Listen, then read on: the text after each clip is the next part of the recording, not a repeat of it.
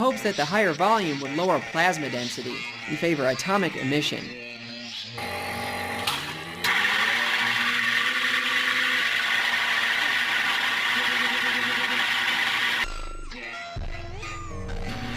This was a big improvement, and although the plasma was a bit obscured by the smoke, I would have probably stopped here if it wasn't for the next experiment. As a side note, I should mention that while indium metal is essentially non-toxic, indium smoke is really bad to breathe in. Here we go.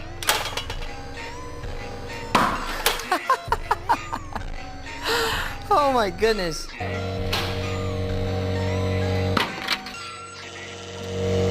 I tried an egg in a normal oven as well, and it took over 30 seconds to pop and wasn't nearly as violent.